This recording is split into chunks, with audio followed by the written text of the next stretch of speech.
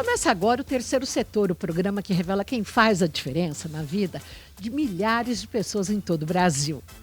Hoje nós destacamos o trabalho essencial das ONGs, as entidades sem fins lucrativos que transformam este país com ações concretas e focam em uma sociedade mais justa. No programa de hoje você vai conhecer Futebol 60+, o Walking Futebol Brasil, futebol para todas as idades. Recebemos nesse terceiro setor o presidente Ricardo Leme Pacheco. Muito obrigada, seja bem-vindo. Muito obrigado, Renata. É um prazer estar aqui com vocês e eu tenho certeza que vai ser uma conversa muito gostosa, muito amistosa acerca desse futebol que é incrível na nossa vida, assim, é transformador. É incrível e também novo para muita gente, inclusive para quem está nos assistindo em casa. Eu gostaria que você detalhasse o que é o Walking Futebol Brasil. Renata, walking football é o sentido literal mesmo, é um futebol que se joga caminhando, né? Em inglês, walking de caminhar e futebol de futebol. A gente pega esse sentido literal da modalidade. Ela nasce na Inglaterra, isso em 2011, muito na perspectiva de fazer com que pessoas que completaram 60, 70, saíssem da ociosidade e pudessem continuar jogando futebol ao longo da vida. A gente olha para essa modalidade, né, sendo o país do futebol, mas numa perspectiva muito mais ampliada, né, de execução e introdução da modalidade no Brasil. Pensando exatamente como que esse esporte ele poderia contribuir não só para quem já jogou futebol ao longo da vida, mas trazendo grupos, pessoas que nunca tiveram experimentado a prática do futebol até os seus 60, 70 anos. Né? Isto era o grande olhar da Walking Football no momento de introduzir a modalidade. Nada mais era do que pegar este conjunto de regras, né? A gente responde para uma federação internacional e, ao trazer para o Brasil, compreender a heterogeneidade da população 60+ brasileira. É uma prática incrível, porque ela tem... Para quem está em casa e quer entender um pouquinho mais, né? A gente está apresentando umas imagens. Primeiro, o campo não é o campo tradicional. Não é o campo tradicional. Ele é um campo reduzido, como se fosse um society, né? Essa imagem é incrível porque é um evento que a gente fez aqui em São Paulo de longevidade, a gente participou. Você consegue ver que tem muitas mulheres, e mulheres eram proibidas de jogar futebol, Renata, até 1979. Acho que o olhar que a gente traz para o Walking Football, diferente da Inglaterra, porque a gente conhece essa modalidade em 2018, né? A gente compreende que era possível trazer para o Brasil e a gente divide o esporte de duas maneiras. Né? A gente tem um esporte competitivo, isso é um jogo com os suecos que vieram para o Brasil para participar de um amistoso. Esse é um jogo entre Brasil e Suécia, né? Ali a gente está falando de um foco mais competitivo da prática esportiva, com categorias definidas, gênero masculino e feminino, e categorias 50, 60 e 70+. Aqui a gente está falando do outro eixo da organização, que a gente chama de esporte de participação, aonde o grande objetivo é a gente atuar numa perspectiva da longevidade ativa, né? Compreendendo efetivamente o esporte como preditor de saúde, como transformador de realidades.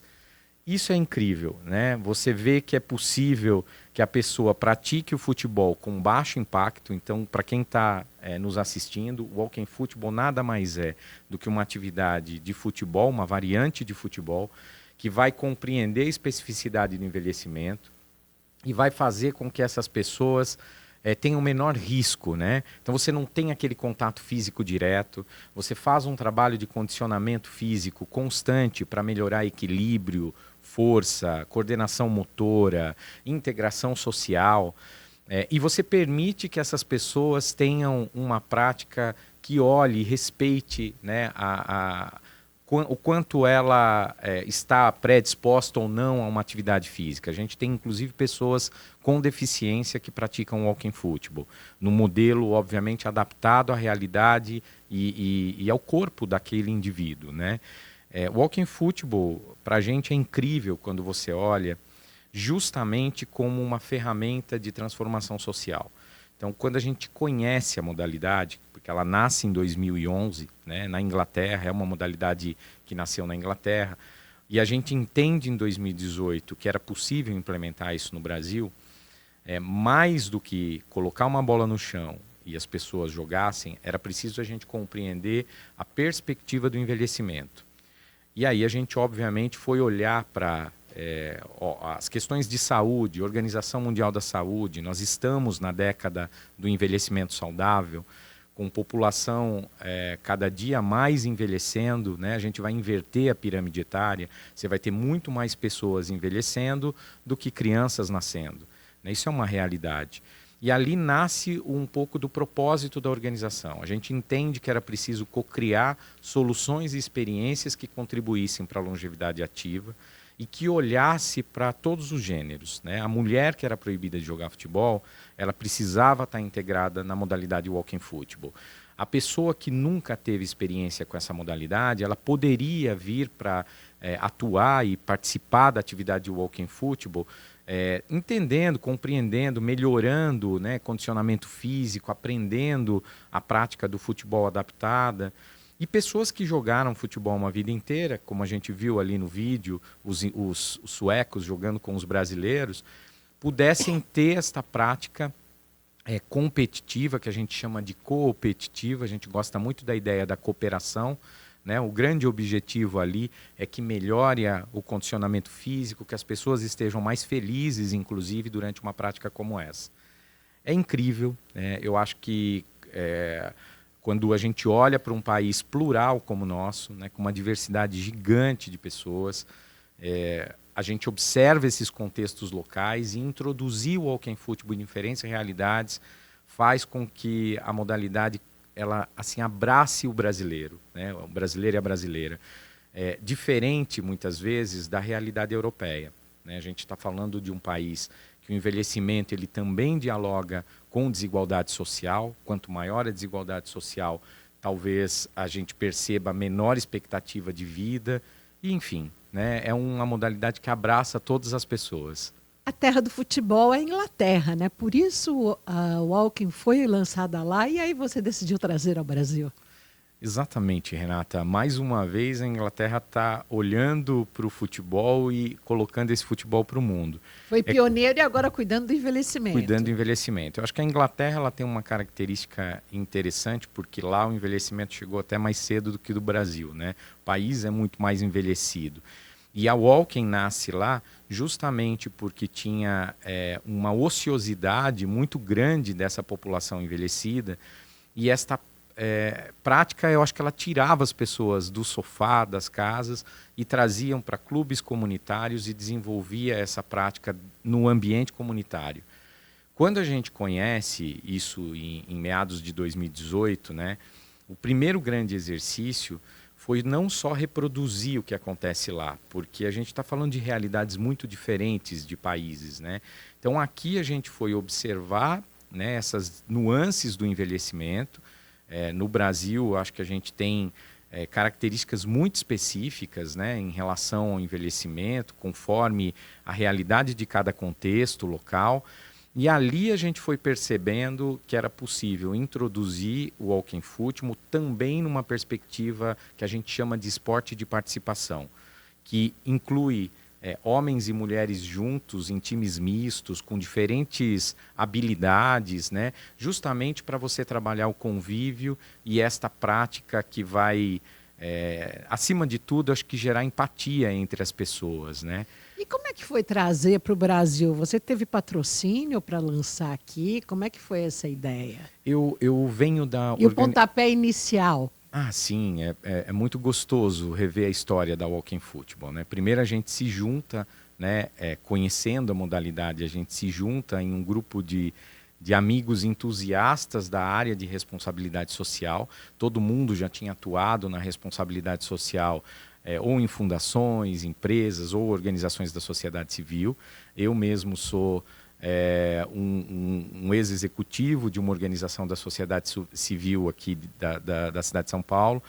Aquilo era muito importante para a gente que tivesse essa perspectiva social. Então, quando a gente conhece, a gente se junta, a gente passa a olhar sobre o walking football neste olhar de impacto social positivo. E aí tem todo um desafio para isso acontecer. A gente contou com o apoio de uma empresa de advocacia que, de maneira pro bono, ajudou a gente a olhar para a nossa constituição jurídica, fazer que a organização existisse. Isso, para quem atua com o terceiro setor, é fundamental. Então, você precisa existir juridicamente, com todas aquilo que atende à necessidade de apresentação de projetos, etc.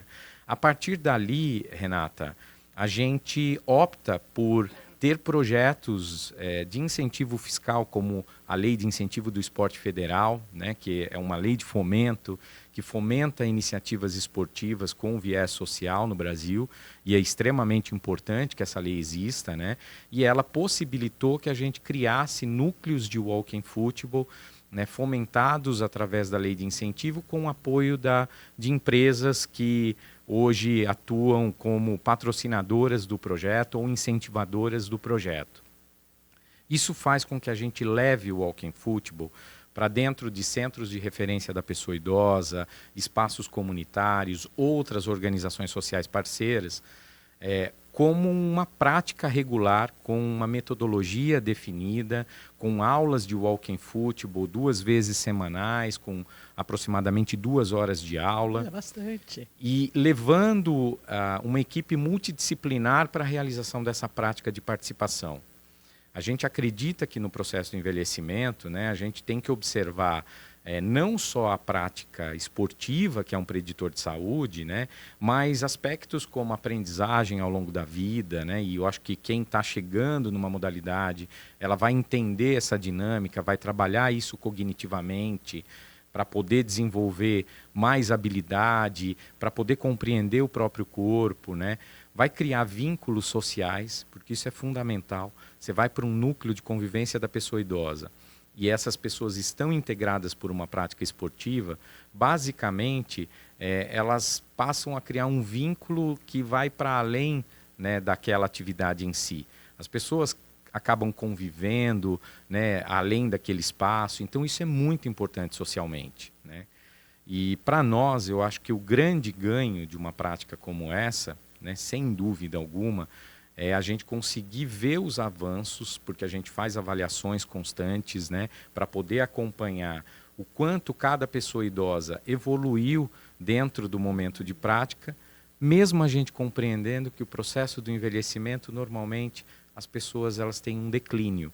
Mas é possível melhorar a qualidade de vida dessas pessoas a partir de uma prática como essa, né? E é sobre isso que você vai falar no próximo bloco. O terceiro setor aqui pela Rede Alesp volta daqui a pouco, hoje falando de um projeto inovador de futebol para todas as idades, que já ganhou inclusive o prêmio FGV de Responsabilidade Social, integra o ranking das melhores ONGs do país. Daqui a pouco a gente volta.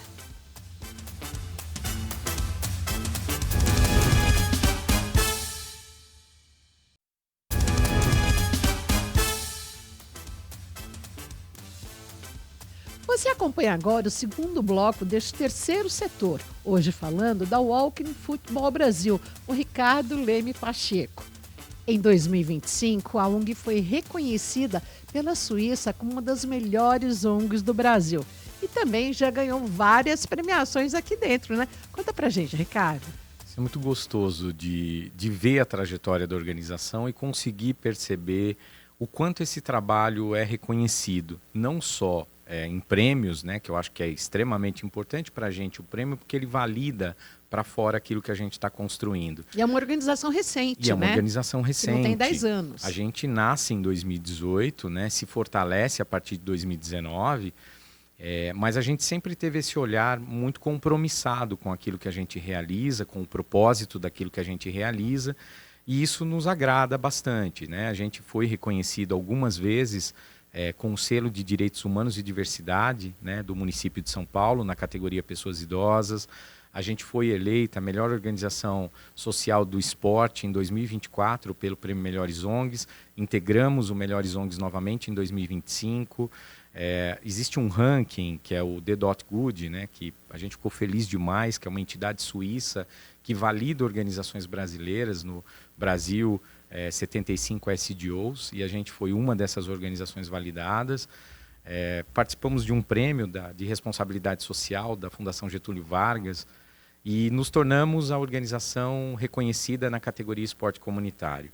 Eu digo, Renata, que os prêmios, eles não definem a organização, mas eles mostram, né, o trabalho que é realizado, não pelo Ricardo, mas por uma equipe que tem por trás, com um olhar bastante comprometido com a longevidade ativa das pessoas, percebendo esses contextos, observando a cada dia a importância que se tem de olhar para o envelhecimento.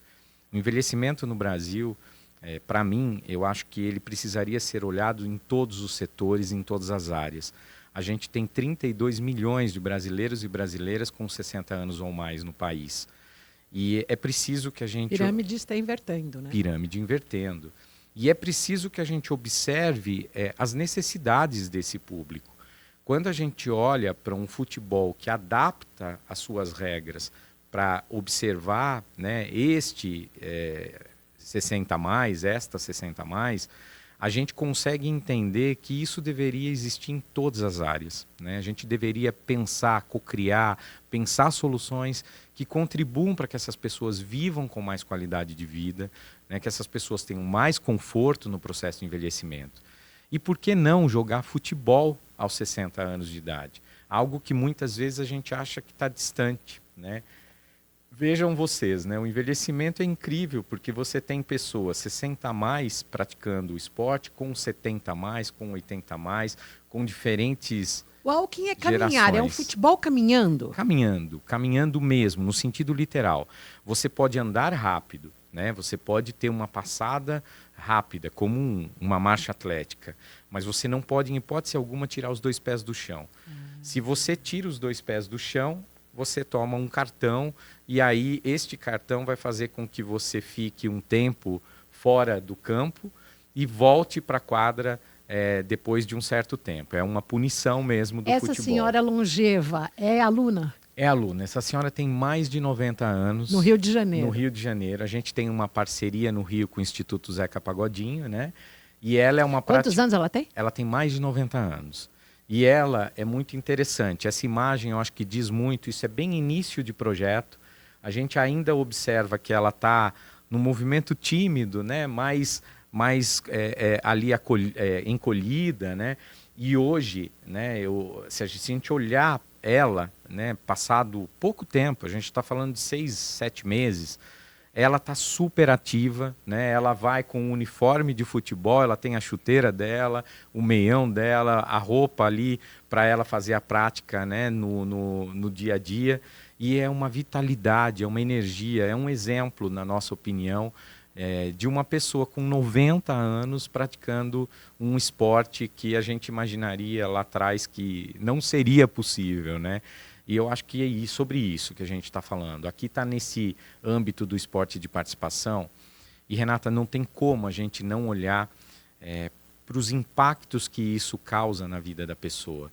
Tanto o impacto que está a olho nu, quando a gente está ali observando e vendo isso, né, com sensibilidade de ver o quanto isso avança, mas também cientificamente, né? A gente fez uma parceria com a Unicamp e a gente vem coletando dados desde o início da Walking Football, e esses dados demonstram o quanto a modalidade melhora força, equilíbrio, coordenação motora, o quanto, olha que interessante, isso aqui são vínculos sociais interculturais. A gente está com a Walking Football da Inglaterra, né, junto com as nossas mulheres brasileiras participando de um jogo amistoso. Detalhe, Renata, essas mulheres inglesas, elas jogam futebol desde que elas são crianças no colégio. O futebol na Inglaterra, diferente do Brasil, ele era estimulado para elas desde muito pequenas. As nossas brasileiras, elas só foram jogar futebol com o Walking Football, cerca de 2, 3 anos atrás.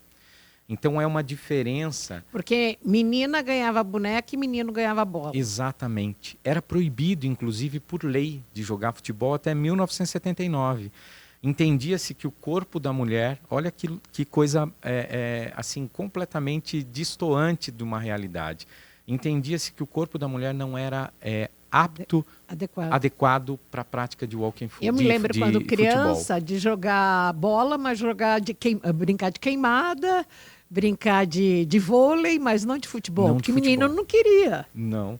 E é interessante, porque hoje a gente vê essas mulheres falando assim, eu jogo com os meus netos, né? E aí elas sentem um orgulho disso, do neto falar, minha avó joga futebol. É uma mudança, é uma quebra de paradigma absurda, né? E eu tenho que dizer que isso tem muito da nossa realidade brasileira. Apesar de o walking football estar presente fora, eu acho que esse processo de formar grupos e valorizar esses grupos de mulheres praticando futebol é muito brasileiro. Aqui a gente tem uma inversão. Elas representam 80% das praticantes do esporte de participação. Isto é de propósito. Mesmo sendo aberto a homens e mulheres? Elas representam, quando a gente vai para os núcleos de convivência da pessoa idosa, elas são maioria. Isso é um exercício interessante que a gente vem desenvolvendo no Brasil.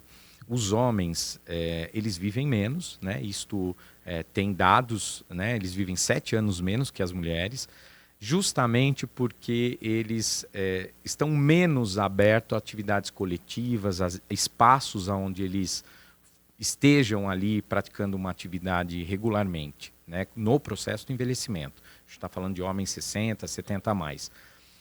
E aí, muitas vezes, os núcleos de convivência da pessoa idosa, eles são quase que formados por mulheres, 80, 90% de mulheres. Quando a gente traz o walking football, a gente aproxima o homem desses espaços também, porque ele também se identifica com uma prática que ele já conhecia ou que ele já jogou, e que agrada, né, o gosto de atividade física dele, e aí você vê um movimento inverso acontecendo.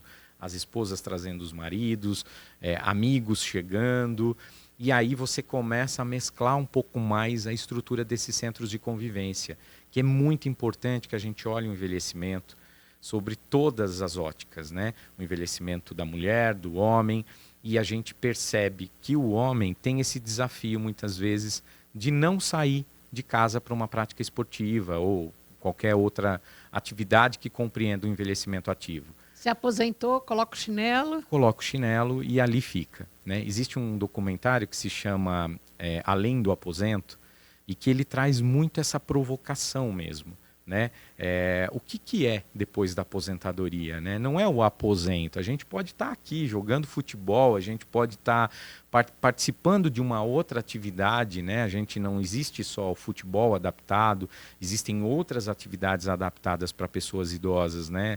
Que vão contribuir com a melhoria tanto física quanto emocional e dar mais qualidade de vida para essas pessoas. A gente acredita que as pessoas elas têm que sair do sofá, né? E elas têm que estar evidentemente praticando um esporte, tendo vínculos de convivência. Isso é fundamental. Qual o orçamento anual que vocês mobilizam? A gente está em torno de 6 milhões de reais de orçamento anual. E funcionários? São 47 pessoas hoje Nos dentro da organização. Nos 16 núcleos. 16 núcleos. A gente tem 16 núcleos da modalidade. Onde são? A gente tem São Paulo em todas as regiões, né? A gente tem na Zona Oeste, na região central, na Zona Norte de São Paulo. Inclusive regiões periféricas? Normalmente em regiões periféricas. A gente também tem em regiões mais centrais, mas quando a gente está falando de esporte de participação, quando a gente está falando de fomentar isso com a ótica da transformação social, para a gente faz muito mais sentido que se comece pelas periferias. E a gente ali tenha a possibilidade de depois ir trazendo isso para todo mundo.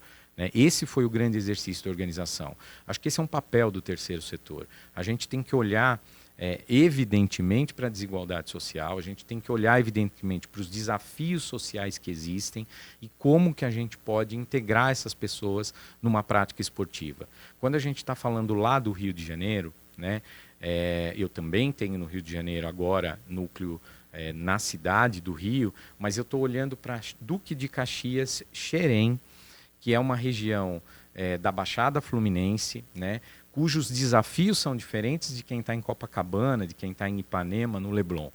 Aqui em São Paulo, idem. Se a gente falar, eu tenho núcleo acontecendo numa região central, que a gente sabe que os desafios são menores, mas eu tenho grupos que estão em regiões mais distantes, né? Próximo a Raposo Tavares, aonde eu vou abarcar pessoas praticando esta modalidade, muitas vezes em um lugar aonde não tem o acesso, né? Isso é muito bom de ver. Embora eu também entenda, Renata, que o envelhecimento ele perpassa todas as classes sociais. E os desafios do envelhecimento, embora obviamente tenham diferentes nuances, né? Quem tem um nível de desigualdade social maior tem menos acesso à saúde privada ou uma saúde que mantenha aquele corpo mais ativo por mais tempo, né? A gente está falando assim de uma maneira bem ampla, genérica, e quem normalmente está num bairro de classe média alta, tem mais acesso a serviços, a estruturas que contribuam para o envelhecimento dele, isto vai, obviamente, ter modificações ali no processo de envelhecimento. Isso, a gente tem que olhar essas diversidades. Porém, envelhecer é um processo difícil para muitas pessoas, independente das classes sociais que elas representam. O preconceito etário é algo muito evidente na sociedade, né? Independente da classe social, o preconceito etário ele perpassa todos os preconceitos, porque ele é transversal a todos os preconceitos, porque a pessoa ela pode ter sofrido uma sequência de preconceitos por N questões ao longo da vida. Quando ela envelhecer, ela também vai sofrer preconceito etário. A gente enxerga isso de maneira muito clara no mercado de trabalho, né, no acesso das pessoas a determinados espaços, né? A gente tem uma leitura de que algo envelhece e não serve mais. E a gente precisa quebrar esse pensamento, quebrar esse paradigma social de que o que envelhece não tem mais... Não tem mais sentido, não tem mais significado. A gente tem que olhar sobre uma perspectiva de que envelhecer é parte do processo humano, nós estamos envelhecendo, nós vamos envelhecer, e que país a gente deseja para isso. Rapidamente, sobre voluntários, vocês aceitam o trabalho de voluntários? A gente aceita, a gente adora trabalho de voluntários. Eu acho que quando você traz o voluntário para uma prática como essa, você vai trabalhar intergeracionalmente e você também vai trabalhar numa perspectiva de empatia, de inclusão. No nosso site, Renata, tem um campo em que as pessoas que desejarem ser voluntárias, elas podem se inscrever e elas seriam voluntárias com a gente. Ricardo, muito obrigada pela sua participação. Eu agradeço, Renata, agradeço quem nos assistiu, quem está em casa. É muito importante para a gente um espaço como esse e parabéns pelo programa, parabéns pelo trabalho. Neste terceiro setor, nós agradecemos muito a participação de Ricardo Leme Pacheco, da Walking Futebol Brasil. Siga no Instagram, @WalkingFutebolBR, e no site wfb.org.br. Toda semana, um convidado que faz a diferença na vida da sociedade, aqui no terceiro setor da Rede Alesp. Até mais!